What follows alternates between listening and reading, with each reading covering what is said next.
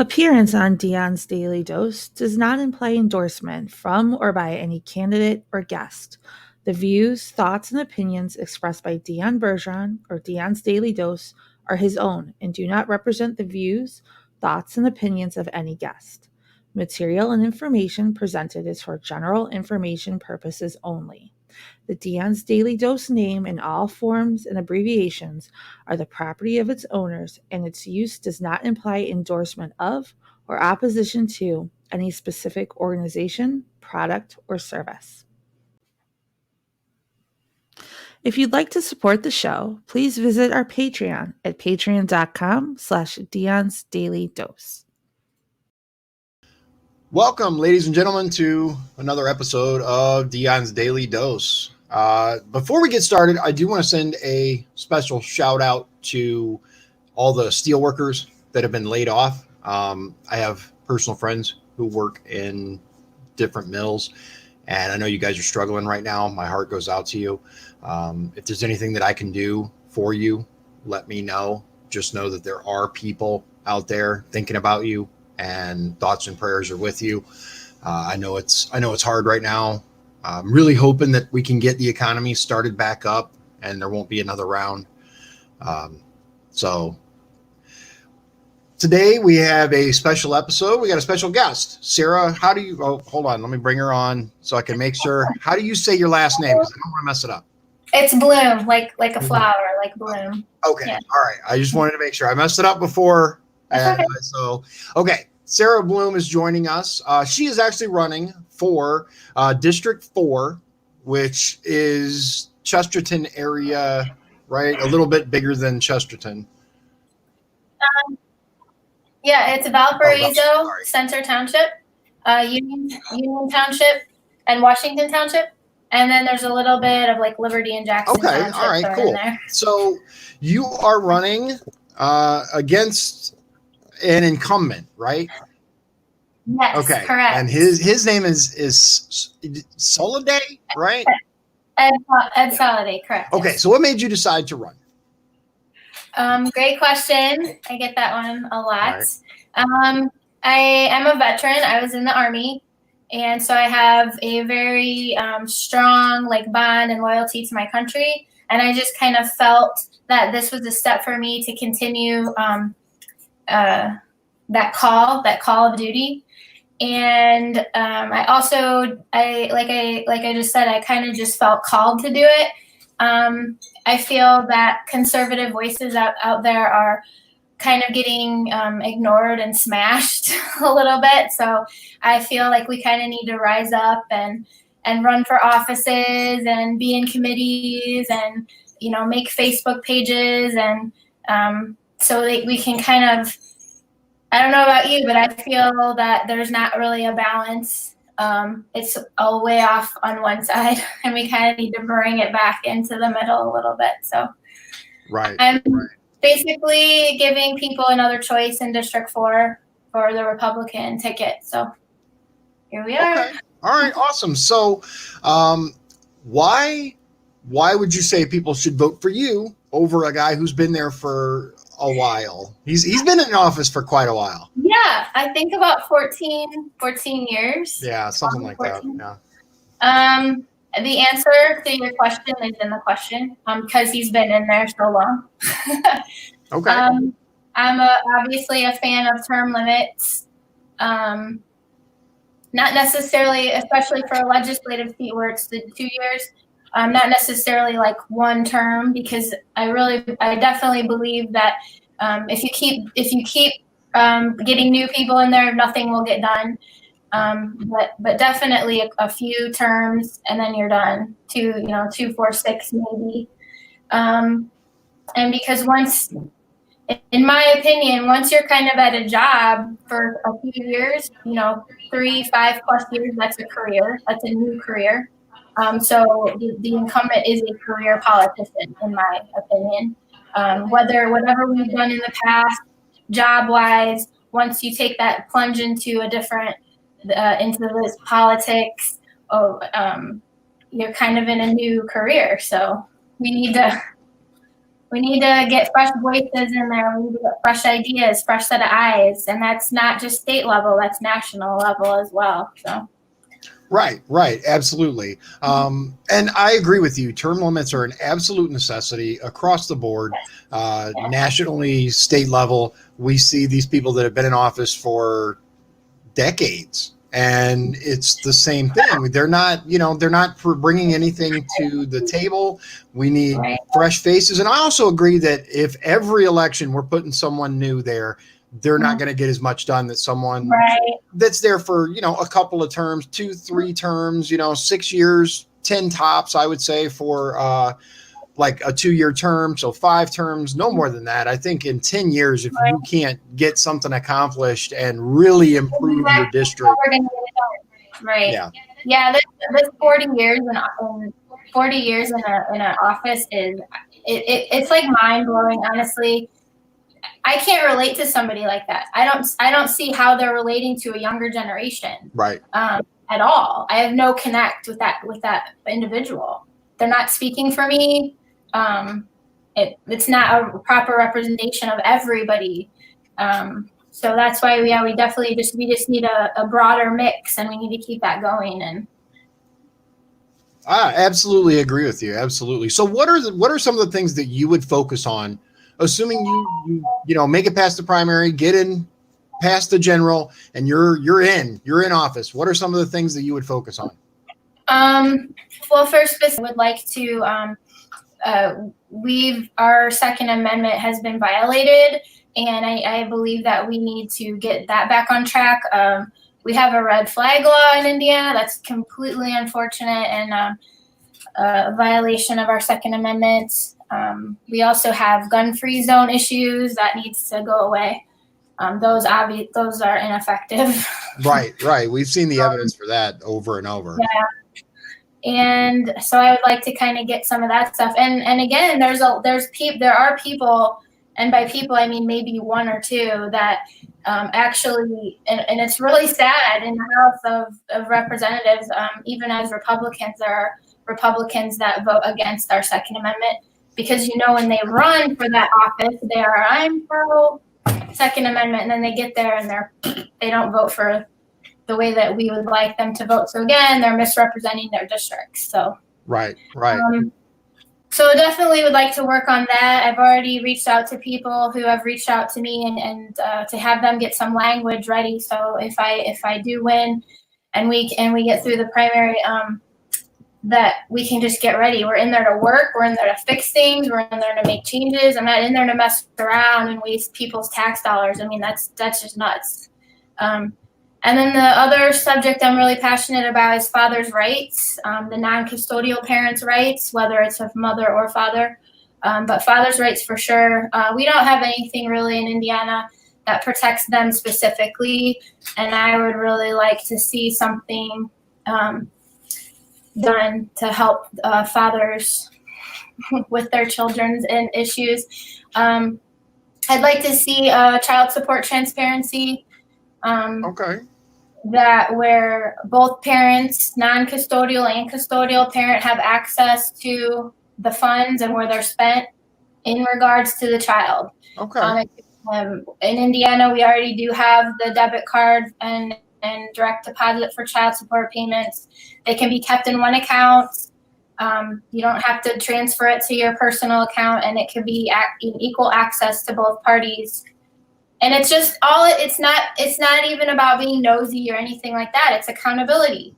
One person is paying for child support. They absolutely have a right to know, like, if that money is being spent on their child or children.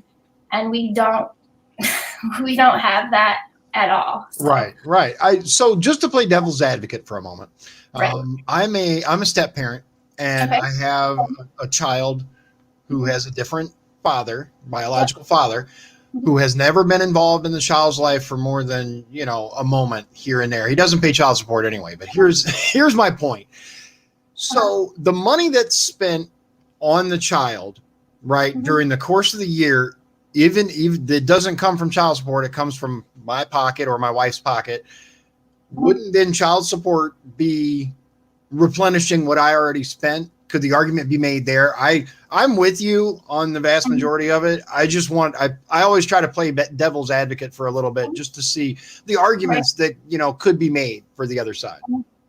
Right. Great questions. I have in my own personal, I can only use my own personal experience. I have experience in my own as for myself with step parents and biological parents. And then my husband has, he has children. So I have step parent experience with that. And then that whole scenario. So again, it needs to be even across the board, but obviously there's going to be those special circumstances where there's a parent who's not participating. Right. And again, the whole point of it is behind it is that each case is different. It is not a one size fits all at all, ever. It's never one size fits all. It needs to be addressed properly that way. You can't just look at a situation and have one, common, whatever, mother gets them. Right. Indiana has traditionally been a very mother custody friendly state. That is starting to change. But going way back, Indiana has always maintained, mother gets custody most of the time, unless there are extreme horrible circumstances. I have custody of my children. So I've seen it. The initial reaction from the court was almost always mom, right? Mom first. And then unless dad comes up with something, compelling, which in my case it was, but regardless, unless dad comes up with something compelling, very compelling, they almost always side with the mother. That's a known issue. And it's not only in Indiana, it's, in a lot of places. But I absolutely agree with you that there should be vastly more accountability, and we need a more equal distribution of rights. There's no accountability. There's no consequences. No consequences for parents who completely screw over the other parent. Again, custodial, non-custodial, male, female.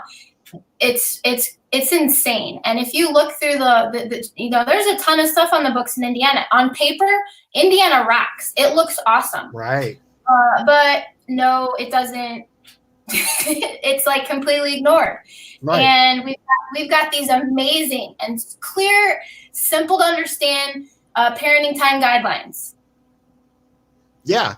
And what about those? They get completely ignored. What's the point of even writing that stuff if the judge will go, whatever? You're absolutely correct. Absolutely correct. And if you go to the website and where the Indiana codes are, you can actually type in, and it'll pop up the words. If you type in for the best for the child, it comes up 172 times, the best interest of child, best interest of children. But that's completely not what's happening. It's a racket. It's all about money and the kids. Nobody can really honestly give a rip about the children.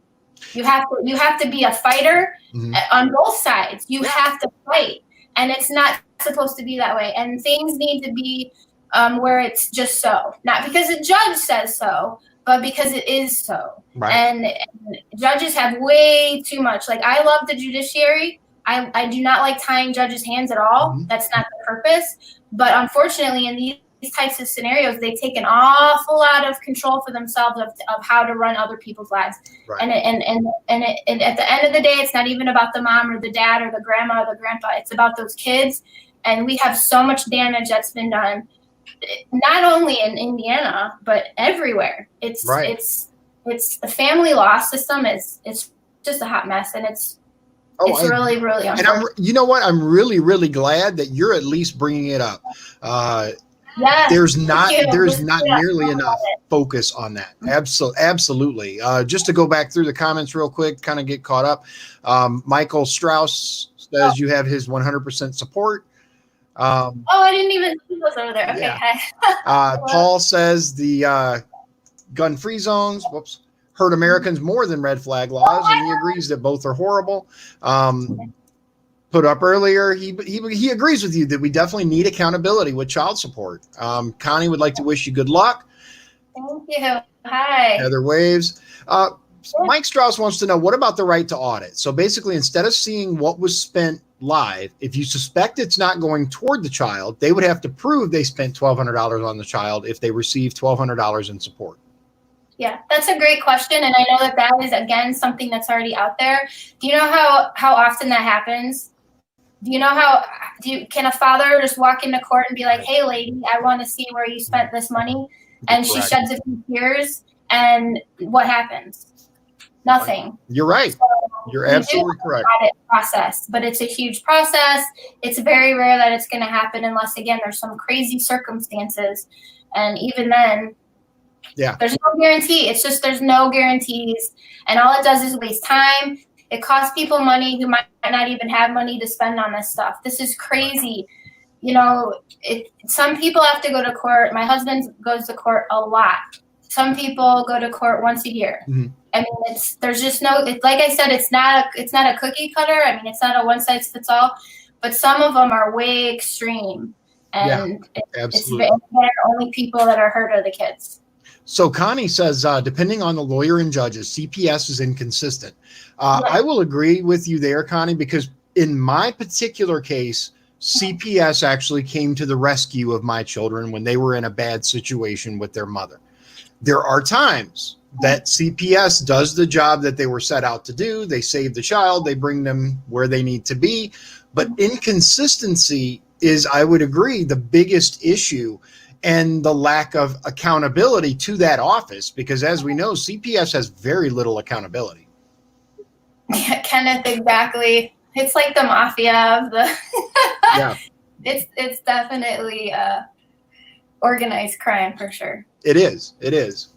There are so many issues with the judicial system, and in order to do what we can do as voters, I think our primary job is to vote for people who have the same ideas that you're not going to agree with someone 100%. But you need to find someone that represents the things that you are passionate about. Like, for example, I love your shirt.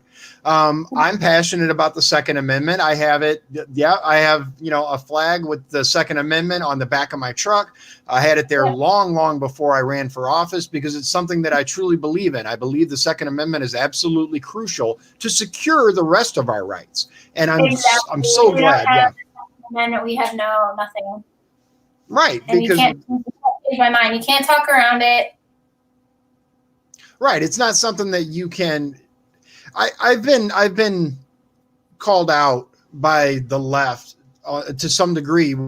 Well, if we were allowed to have that, right, then everybody would be happy. Like, for example, the expanded background checks. What a lot of these lefties don't understand is that there already are background checks on every weapon sold through a federal firearms license holder. They're already there.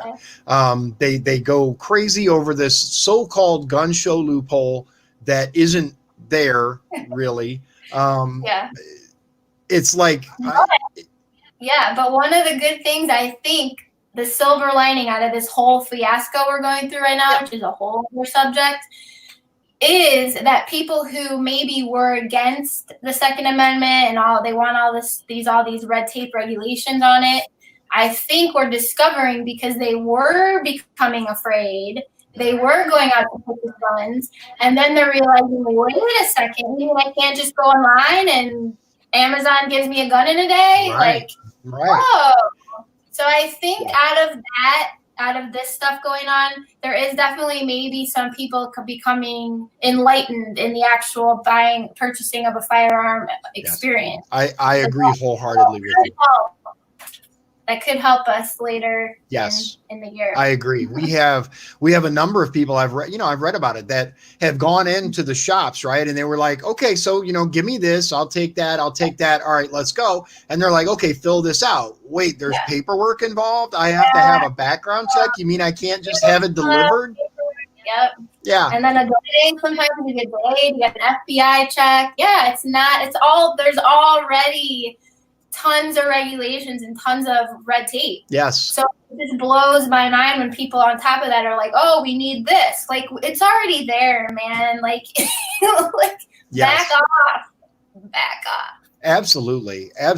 And so I think that actually will help us moving forward. We hear tons of crazy stories coming out of California, right? About all the people that went to go and purchase and they had lines around the block, and then they suddenly find out that all these policies that these people that they voted for enacted are making it hard. Mm-hmm. I think a lot.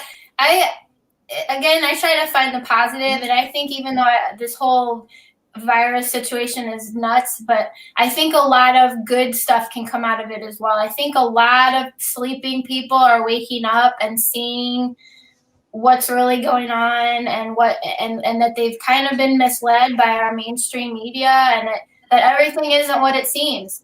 And we really have to swing back into that again. We have to get that conservative message out there, and get people, whatever they believe, even if they're on the left or the right, it doesn't even matter, that you have to start thinking for yourself again. You have to make decisions on your own. You have to read books. Remember books? Read some books. Research, watch YouTube videos, take that time and go down that trail and figure things out for yourself. Don't just flip on a channel and watch it 24/7, because it's just going to get you into that, and that's all you're going to believe and see.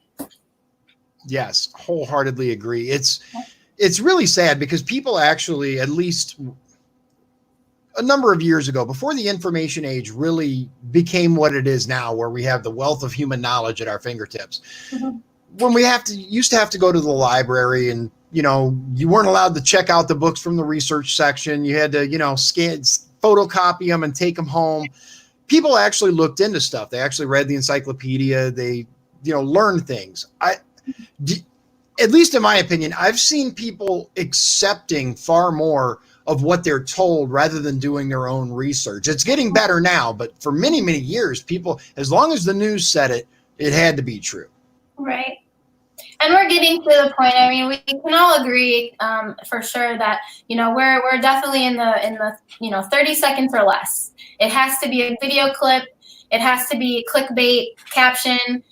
I want the whole article in the top. I don't want to read the actual article, because what you find too is when you do actually decide to read the article, sometimes the caption has nothing to do with the actual article. They're literally doing that to cause a problem and to get people fired up. Right. And so to bring it back, we have to just be individuals. We are a country, but we're also, it's the power of the individual, and we have to take our responsibility back. And again, back to accountability. We're all accountable, and we have to be accountable for ourselves and our families, and that's really it. It's our families, and again, that's why my slogan is God, Family, Country, because we're based on our unalienable rights are by our Creator, and those are not granted by government. Those were there. We're born free. Thank you. Yes. Born free. We're born. Far too many people believe that the government. Far too many people believe that the government is in charge of our rights and grants these rights to us, rather than. Yeah, exactly. I'm right there with you. Yes, Heather, look at that. Yeah, yes. Yes, you guys. Heather Blohm is awesome. She's running for state rep, I think. I forget which district, down south. So she checked it up too. Yeah, she is awesome. Dave Iron says headlines are the truth. Not really. Mm-hmm. So with the family, then part of that is that even if we have broken families, that's just reality. Yeah. It doesn't matter. We can still be civil and get along, and if our family units, whatever they look like, they look completely different. Again, for every situation is different. But if our family unit, whatever it is, isn't functioning at all in some kind of way, that everything else around is affected, from education, from politics, from policies, from anything is all affected by family and the people that are in our family. And then of course country, because we're America and we kick ass. So here we are. That's right. I love this country. Where else in the world could you, just like my particular circumstance, drive the whole country, work in a prison, and advertise your views on your vehicle without having people, take you out of your home in the middle of the night, especially if those views are unpopular with a large portion of the population? There's nowhere else besides the US of A, right? Right. So how has this whole social distancing thing affected your campaign? Great question. Well, I've never run for an office before, so I really had no preconceptions of what I would be doing. I kind of just was going day by day. And so when the shelter in place and everything started happening, I was just like, okay. And I'm already pretty active on social media, but it's definitely been the crutch of it all. I think most of us can say that we would not really be anywhere right now if it wasn't for social media. So again, we have to use, like, even though social media is like evil in a way, it's we're using it for good, hopefully. So, Right. But I've had to, it's just been word of mouth and people, and it's completely grassroots. And I suspended all donations during this time because I don't feel comfortable asking people for money when they're not working. That's just my personal belief, and I carried that into my campaign. So I haven't really had. I made a campaign online for the T-shirts. If people wanted to donate, they would at least get something for it. Right. No, I understand. 100% people sharing, likes, and sharing my page is the only. And then like the mailers that went out today, I didn't even know that the U.S. term limits did that. I thought that was awesome. I was shocked. I was like, wow, they just sent this to all the people in my district, and thanks. Awesome, right? I know. Yeah. So where can people find out more about you on your social media? You're on Facebook, I know that, because that's how I connected with you. Are you on any others? Twitter, Instagram, anything like that? Twitter and Instagram and Facebook, and it's all the same, Bloom 2020. And my website is also bloom2020.com. So I try to make it pretty streamlined and easy. Okay, so I want to make sure. I'm going to post this. Tell me if it's right. Bloom 2020, right? Correct. Okay, and then your website, you said, is bloom2020.com, right? I'll put that up there for everyone. Make sure if... Yeah. Well, oh, no. Hang on. No, I messed it up. Hold on. It's okay. It's my big fingers. It's fine. It happens. Okay, I got it right this time. There we go. So make sure you check out Sara. If I lived in her district, I would absolutely be voting for Sara. Unfortunately, I live in Michigan City, and yeah, I know, right? Paul said that you lost the H. I know, right? I'm telling you, my keyboard is out to sabotage me. I believe this firmly. You will not talk me out of it. The letters are switching places. Yeah. So what else would you like to tell people about you? Obviously, they can go to your website and learn more about you. We know that you strongly support the Second Amendment. You've talked about the things that you want to see change in Indiana. Is there anything else that you'd like to tell people, just in general, that will be watching this? Just in regards to the campaign, is that I take this opportunity very seriously. And I'm just a person that lives in District 4 too, and I just decided to step up and run. And I like to, even if I don't win, if I could just maybe inspire one person or remind people that we don't have to be politicians to run for offices. We don't have to go to big fancy schools. We don't have to have 5 degrees in political science and every other, political type government, degrees and things. And that our life experience sometimes is good enough. And the desire and the passion for our country and just to stand up for what's right is enough. And just the support I've gotten just from running and putting myself out there is unbelievable. And I take it very seriously because, and I'm sure you do too, we're like new. They don't know us, Yeah. and they're taking a chance on us, and they're supporting us, and like I said, using the social media platform to share us and get us out there, and that's awesome. And I don't take that for granted. Right. And as state representative, I mean, again, I've said this a lot. Like the work, the job is in the title. The work is in the title. We are representing the people of our specific districts. And that's what they are voting for, somebody to represent them. And yes, like you said, not everyone's going to agree. you're going to try your best, and some people aren't going to always be happy, and that's normal, but you have to listen to the people, and they'll talk to you. I've talked to so many people, and I think that's another thing, especially nowadays and with all of this stuff going on, is you have to be accessible to voters.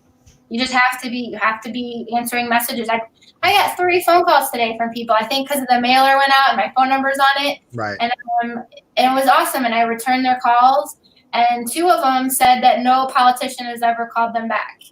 And they're older people, they're older voters that have been voting for a while, and that's sad to me that a lot of times we get to those points where constituents write letters and all they get back is a cheap letter. Thank you for writing. Thank you. We got your email.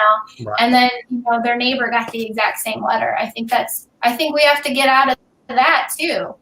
And so Right. I'm hoping for, if I get the opportunity, that I would be able to maybe kind of smash through some things and we can create change. That we need to bring some stuff back. We need to just get rid of some stuff and shake up the system. Absolutely. That's a really good point, and something that I've encountered a lot of actually is people that just reach out and they'll ask random questions, and some of them matter to them, some of them don't. It's just to see if you'll respond.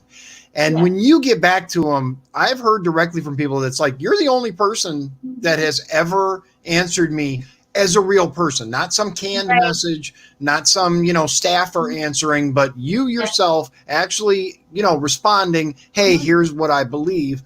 And that goes so far with people. It really does. And with today's technology, there's no reason that these people running for office, especially the ones that have already been in office, the ones that, get paid the big bucks, there's no reason they can't set up the technology so that they can actually just take, an hour a day, 2 hours a day, 2 hours a week, and respond to the people, the individual voters that are reaching out to them and saying, hey, I hear your voice. It matters to me.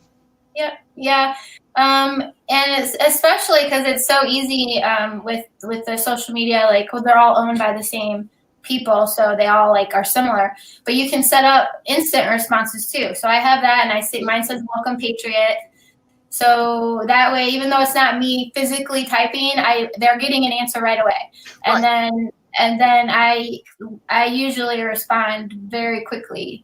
And the top questions I get, in addition to just sometimes people send me videos, and just things they think I'll like or they want me to watch or whatever. But my top 3 questions are, do I support President Trump? What's my thoughts on the Second Amendment? And if I'm pro-life. Those are the ones I get the most. And then I talk to people, and usually they're just like, okay, thank you. You got my support. I just wanted to check or whatever. So. Right. Well, we know how you feel about the Second Amendment. How do you feel do you support President Trump? We haven't heard that one. I do support President Trump, and I do support the America First agenda. And as long as President Trump has America, he has our back, I have his back. The stuff that this guy, I'm sure, I know, he's not perfect by any means, but no one is perfect. No president has been perfect. Right. And the standards the bar that people have set for him is so high that they don't set for anybody else. And that, and that alone tells you he's doing something that's shaking the boat, because to get that response.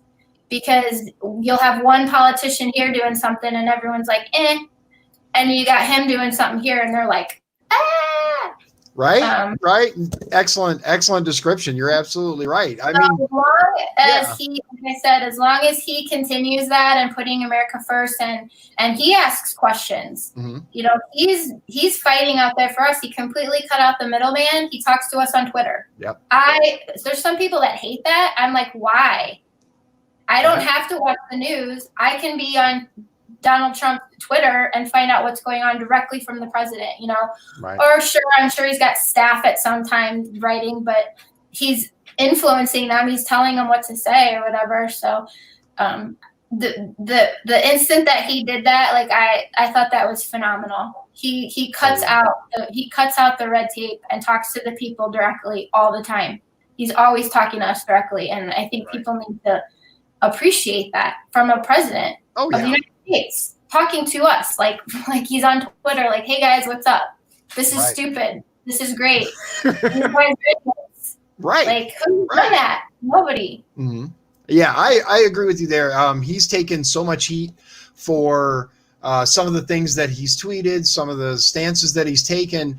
But like I said from the beginning, and that's one of the main reasons why after the election, especially shortly after the election, my support for him only grew.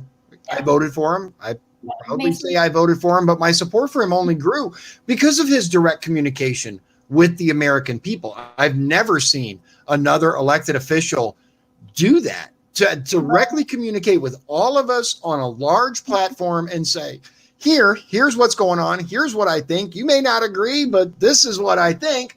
And I love that. Yeah. The man, I don't know, he doesn't sleep. And he, from day one, again, whether you hate the guy or love the guy, it makes you, any person has to stop and go, what were all the other presidents doing? Because he does like 5 things a day. I know. And other presidents are like, they maybe got one thing done in 4 years. Right. You're like, right. It really, if anything at all, it causes you, again, to hopefully kind of start asking more questions and going, well, wait a minute. He doesn't take a paycheck. Who does that? And he turns right around and donates the money back into the country in one fashion or the other. I mean, again, like a guy, love the guy, hate the guy. You have to take note on a few of these things a little bit and go, okay, that's different. That's a little different. So. Oh yeah, you're absolutely correct. I mean, just the sheer amount of things that he's been able to get done in the time that he's been in office is mind blowing. I mean, if this, just imagine how much he could have done if he had a Congress that actually supported the American people instead of working against the American people. It's mind blowing. That's why I'm really hoping that we can get some good representatives into the United States Congress this election that are willing to step up and support what's best for this country, regardless of how you feel about the president. Do what's best for the country. Do what's best for your district first, and then the country after. Yep. So I know you said your time is kind of short, so I'll leave. Oh, it's okay. It's fun. It's fine. Yeah. Okay. Thank you, Tim. I like my shirt too. yeah. Timothy really likes your shirt, and Heather had said earlier, we do have some great candidates running across the state this year. I think this is going to be absolutely incredible. Assuming we can actually get to the polls on election day versus like in Michigan where they found a bunch of ballots in the trash, and Wisconsin where they found them tucked away in the post office. I mean, vote by mail, we know, is just ripe for abuse. And I understand the health issues and all of that, but we got to do, right? Yeah. Evan. Oh, hi, cannabis. I support medicinal 100% for that. Okay, excellent. That's he had posted that earlier. You were on a roll, so I wasn't gonna interrupt you. That's fine. But he does have a question. If you have a plan for the healthcare and drug prices and the issues with the VA. A plan, not so much. Definitely, I support veterans, and just on like a local level and like a small level. I encourage people, as far as veterans go, is to support veteran-owned companies, support veterans that are out there, so trying to support their families, because a lot of times those companies in turn around and help veteran issues such as healthcare and mental health issues. So they use their own funds that they've earned through their entrepreneurship and then turn around and help veterans. So again, open up that free market and let our economy needs to work. But I mean, if you let capitalism and what's the word I'm looking for that starts with an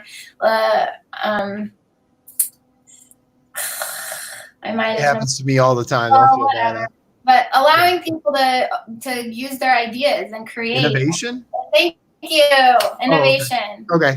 And support that at like our local level, even or finding companies out in the country that are veteran owned, Black Rifle Coffee Company, for example, or things of that nature, where they're having products, made in the USA, and they're supporting veterans, and then they turn right around and give that money right back to veterans.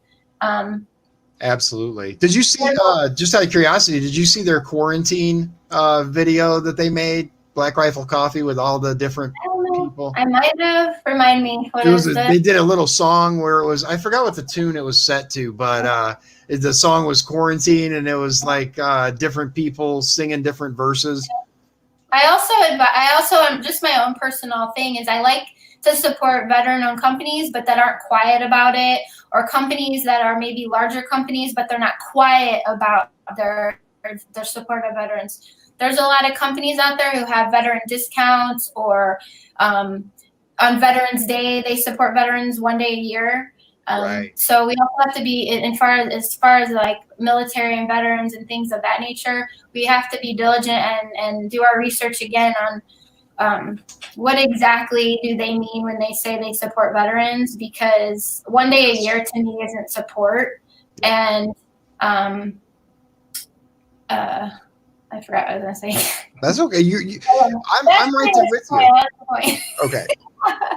So I'm right there with you, because we see, virtue signaling from politicians, from companies, that's. Good job, Paul. Yes, they don't advertise they give you a discount, but they don't advertise it. You have to beg for it. Right. You have to sign up and ask for it. So good. Okay, go ahead. Yeah. No, absolutely. And I think that's something that we've kind of gotten away from. The left, interestingly enough, really focused on, well, these companies supported Trump, so boycott them.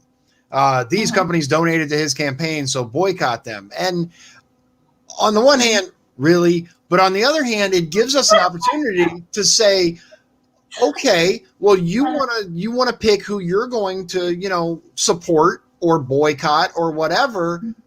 Maybe we should do the same. Maybe we should really pay more attention to where our money that's being paid to these companies is going to. Mm-hmm. Yeah, I don't necessarily like the boycott thing. That's just words. Like, right. People can shop wherever we want. It's the part of America is you can go and do whatever you want. And there's always the argument, well, if you never shopped in the store at the first place, you can't really boycott it. Like you're just putting it out there to be aggressive. Right. All it comes down to is you work hard, you get a paycheck, and you can choose exactly where you want your money to go. Mm-hmm. And what happens is that we, as a consumer, for myself, I can not go to a certain store, but I don't have to talk about it. I'm just not going to go there. That's my choice. Right. I don't have to make a big stink about it and make people feel bad. That store has a right to exist. They have a right to sell things. I have a right to not go there. That's how that works, and that's what makes America great. So, absolutely. Just make wise choices. And again, like we started at the beginning, to circle back, it's all about research and the individual. We have to take individual responsibility and be accountable, and that includes our money. Mm-hmm. I don't shop at certain places or buy certain products because of where they use my money after the fact. I choose not to. Yeah. And that's my choice. Absolutely. And I think that's our right, our responsibility even as a person, is to make smart choices about who we're going to support. And all of us are guilty of it at some greater or lesser degree. I mean, look at Walmart and the way that they've expanded across the United States and ran, mom and pops out of business. And right. I'm sure all of us have shopped at Walmart at least once in our lifetime. If you haven't, you're extremely lucky, because they're everywhere. Sometimes you just need something, and that's the only option in the area. But Heather agrees that it is that simple. Exactly. That's the question too, with regards to Walmart and a lot of other stuff going on. I was stationed at Fort Polk in Louisiana. Oh, okay. And if you've ever heard of Fort Polk or been to Fort Polk, there's nothing there. And of course, this was several years ago, so I don't know what's happening right now. Mm-hmm. But guess what? The only store was in Fort Polk for miles and miles and miles. Walmart. Mm-hmm. Why is that? Why do they always seem to pop up in the middle of nowhere? Right. And there's no other, no Targets, no, whatever that state, every state has a different department store or whatever. So those are always, it caught my attention too. Is like, why is Walmart everywhere? Right. And what? Yeah, that's a great point, because there are many rural communities that don't have a choice. They can't not shop at Walmart because it's the only thing for many miles around. And I feel for them. Luckily, Michigan City and your area, we have options. We can go to, to Target or Meijer or whatever the place is locally that you need a big box store. There it is. Or, shop local if possible. That's what I try to do. But sometimes it's just not an option. But if we are able to look into these places and see where our money goes, I think that's the responsible thing to do. So I definitely agree with you there. And then I don't see any other main questions. Did you? No, better hurry up. If anybody has any additional questions for Sara, she's already here twice as long as she said she would be. So I greatly appreciate that. That's okay. It's been fun, like I said. See, isn't it cool? I will say this. I actually enjoy this part of the transition that I've had to make, the changes that I've had to make to my campaign. Yeah. It gives me an opportunity. Well, I'd love to be able to go to big meet and greets and, press the flesh and all that. In some ways, this is more personal. People get to see you at home, kicking back, being yourself. You're not all dressed up in the suit. No.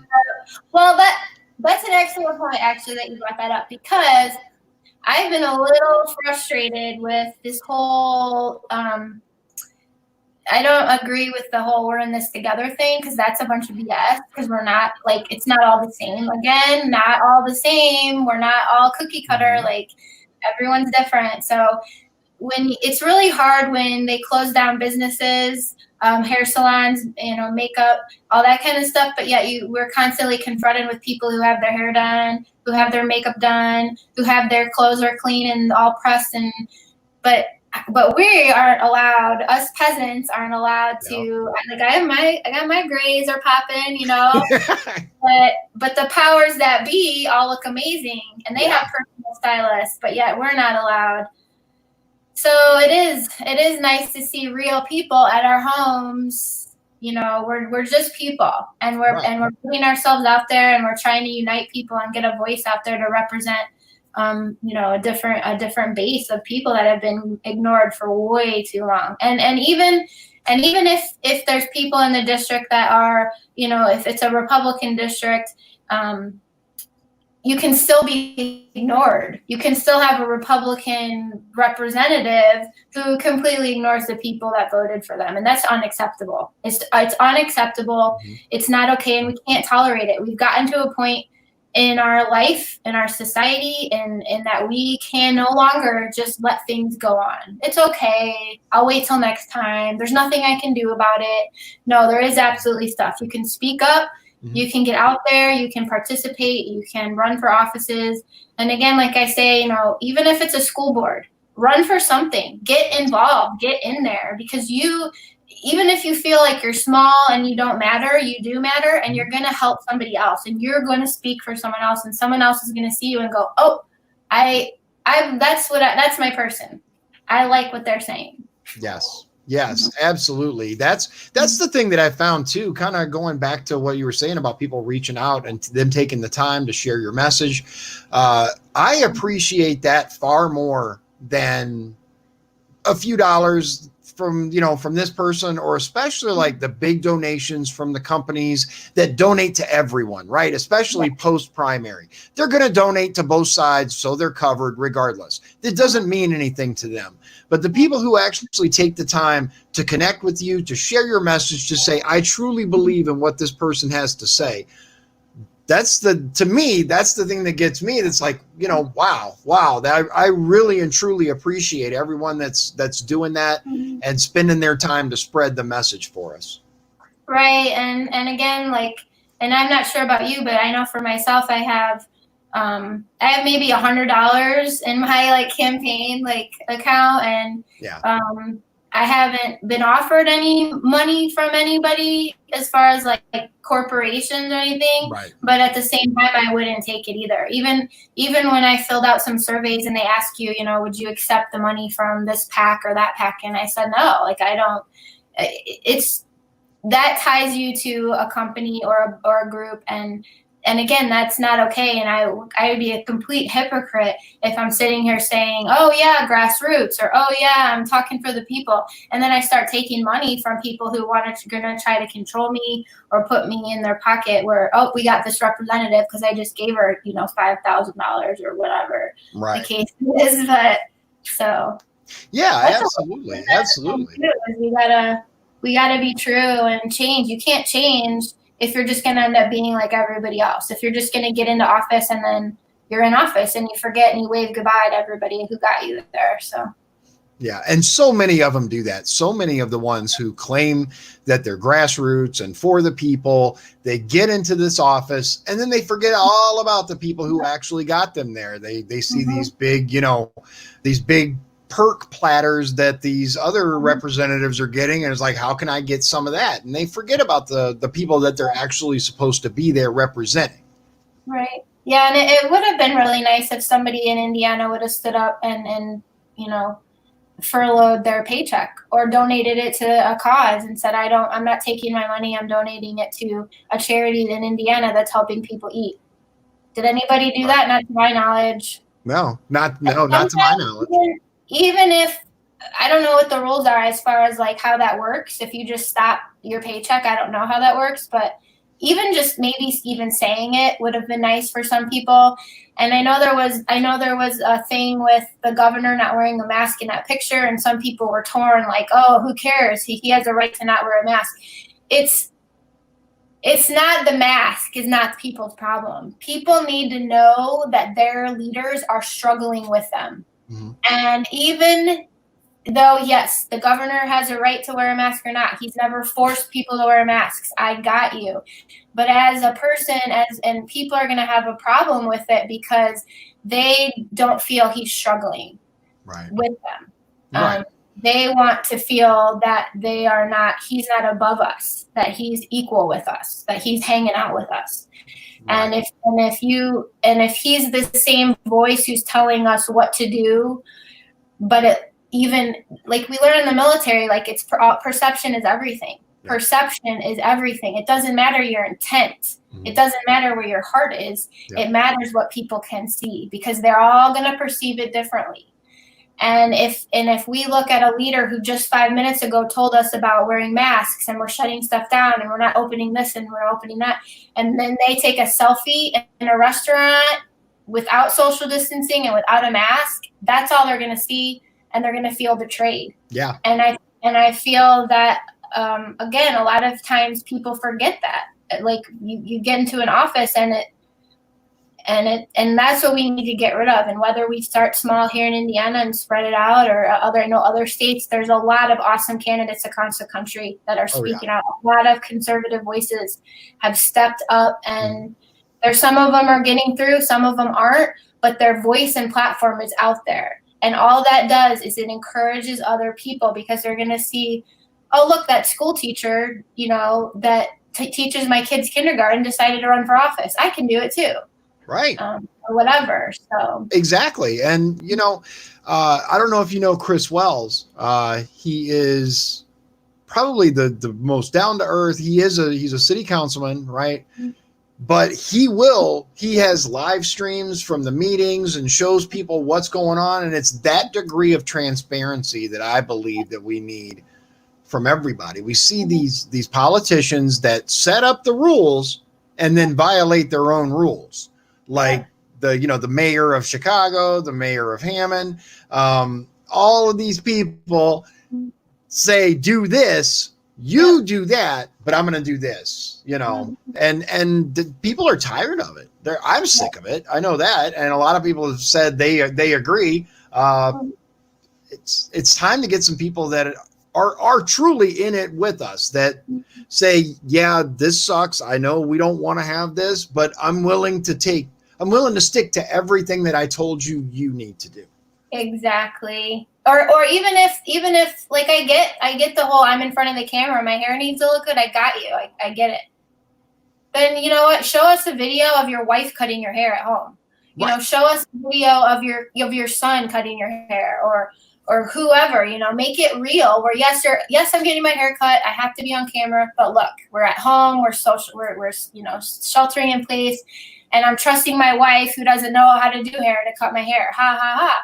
That's going to get a lot more people on your side than just showing up to press conferences looking 100% when people are not working and we look like crap, you know, like, oh, absolutely, being fat at home, but you look amazing and going to the gym. Like, America's going to have a problem with that. And there are a lot of people are starting to stand up, and it's really hard for an American to hear over and over again, you can't do, but I can do, is not going to go very far for very long. Right. Absolutely. Absolutely. You know, I want to say it again. I wish I lived, I wish you were running for my district, actually, because we've had the same person for many, many years. Pat Boy, she represents Michigan City. I guess she's extremely popular. I met her once. That's it. So I don't know, but she, so Paul agrees with you. I think everyone listening does. Dave mentioned the party that I don't know if people have heard about, but I've talked about it before. We won't dwell on it. It was really a pleasure having you on the show. I was so glad. So I hope that we'll have an opportunity to do some more. I don't know if you heard, but they're really leaning towards having the delegation in Indianapolis online. Before you go, I'm curious about your thoughts on that, because there's this whole deal with the Attorney General, right? And we have Curtis Hill currently, and there's more people, and I guess Todd Rokita is thinking about jumping in the race, and a virtual delegation would kind of skew the balance of power there a little bit. What's your take on that? I'm not 100%. I haven't heard anything about that, so I'd have to check in on that.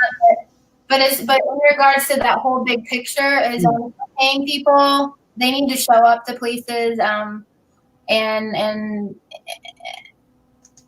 I'm not really 100% on this whole virtual, you know, Congress and virtual. People need to show up and just be physically present, and not use this virus as an excuse to get away with things that. Right. It's not Heather, it's not going to be pretty. Yeah. Heather's running as a delegate as well. I get nervous whenever it comes to anything that changes the possibility of what it would be were it to be held normally. That's why I asked. I was just curious. And she pointed out that Krupp did drop out. He's being replaced by a guy named Harter. Paul, here's the thing. I don't know definitively if Rokita is going to run for AG or not, but I will say that as a delegate, I got a phone call today doing a survey asking if Todd Rokita ran, if he was on the ballot, who would I vote for? Which makes me believe they're doing, the research to see whether or not it's a good idea to run. So I don't know. He's also linked a couple of articles that had mentioned it. I think he's still trying to decide what he's going to do. I don't know. I don't know how I feel about that whole thing. I know that he has a lot of name recognition, and I'd be interested in having him on the show to talk to if that becomes a possibility. But I'll leave it to you for the last minute or so you can say anything else that you want to say. Go visit Sarah's website. Seriously, Yep, message me anytime, text me, call me, whatever. I'm open. But this was really fun, Dion. Thank you for inviting me. I need to turn my lights on. So it got dark really quick. Yeah, I saw that. We just kind of went a little bit. Yeah. All right. I'll see you. All right. Bye, guys. Thank you.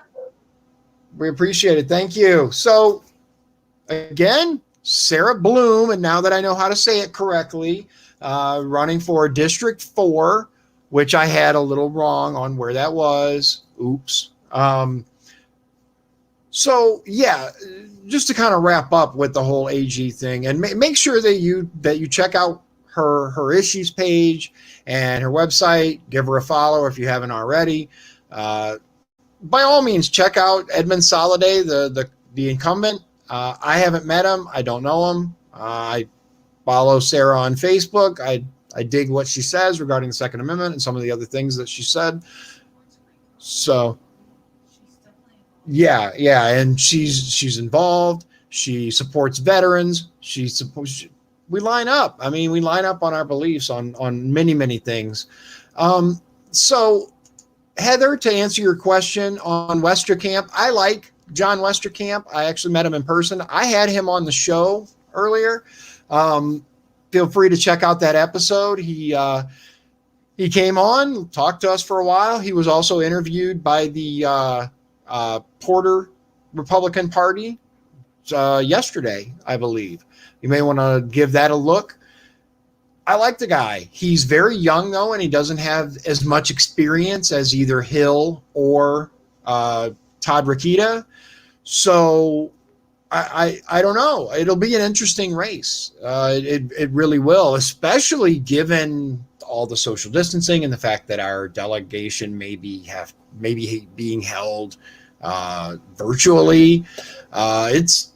It's interesting. There's a lot going into this. And I'm gonna talk about the whole Krupp thing for a minute. I went down to Indianapolis for the Congress of Counties, and while there, I was able to meet Adam Krupp and John Westerkamp and their wives. They were both there. Adam Krupp actually had the hospitality suite, and so we were able to go in, free bar, all that, some shrimp cocktail and little appetizers, and I got a whole bunch of swag from him. I got multiple cups. So, but come to find out that he hadn't paid the $10,000 entry for AG. Okay, fair enough. Well, then to my understanding, he wasn't as popular as he thought he'd be, or for some other reason, dropped out and endorsed this new guy, Harter, Harter. I had never heard of the guy. I don't know him personally. I hadn't met him when I was down at Congress of Counties, so I don't know anything about him. I had reached out to both Adam Krupp and John Westerkamp to appear on the show. Mr. Westerkamp answered and was on. So I don't know anything about Harter. I do know he has very close to the same amount of experience as Westerkamp does. I'd be interested to find out where he stands on things like civil forfeiture and things like that. That's really legislatively and like job focus wise the only thing that I don't personally agree with Curtis Hill on. I am not a fan of civil forfeiture laws. I don't like the way that it's set up. I think it punishes a lot of people, and I think it's unconstitutional. The state doesn't agree with you or the Supreme Court doesn't agree. It doesn't matter if they agree with me or not. That's how I feel. I am against it in every way, shape, and form. Here's the thing. We shouldn't have to prove that something isn't being used for a purpose.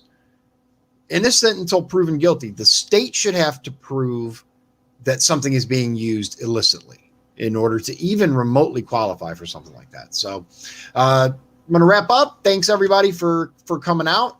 I have a little bit of email survey that I have to finish up, and I'm getting potentially some upgrades to the area and sound and stream wise and stuff. So yeah. Oh, Heather says, thank you for taking the time to answer. Of course, of course. And if anybody has any questions, don't hesitate to ask. You can ask me here during the stream, or you can email me at talk@dionbergeron.com if you want to have me answer your questions, or if you want to request an appearance on the show, for yourself or someone else. If you think, this person or that person would make a great guest. I'm a big fan in giving people the opportunity to get to know people that are running for office, especially, but not just that, the people of our communities.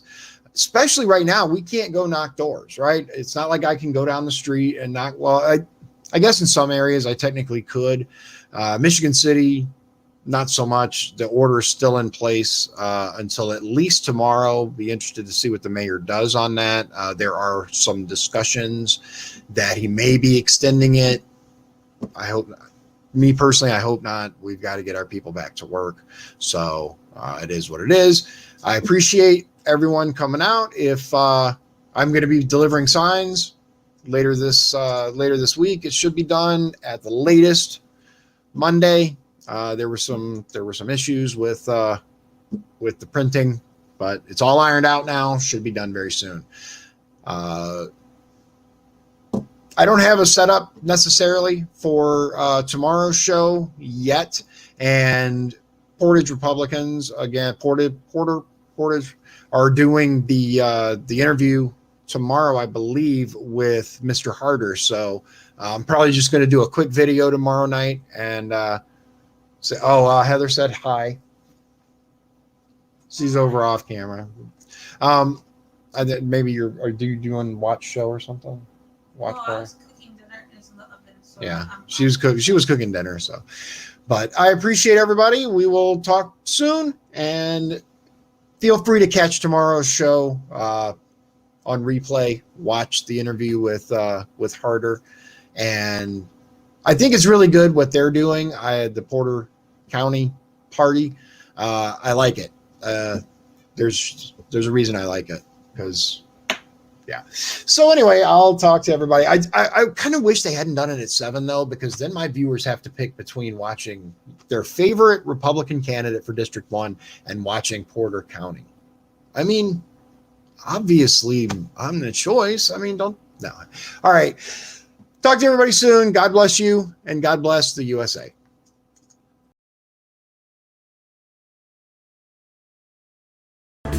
If you'd like to support the show, please visit our Patreon at patreon.com/Dion's Daily Dose.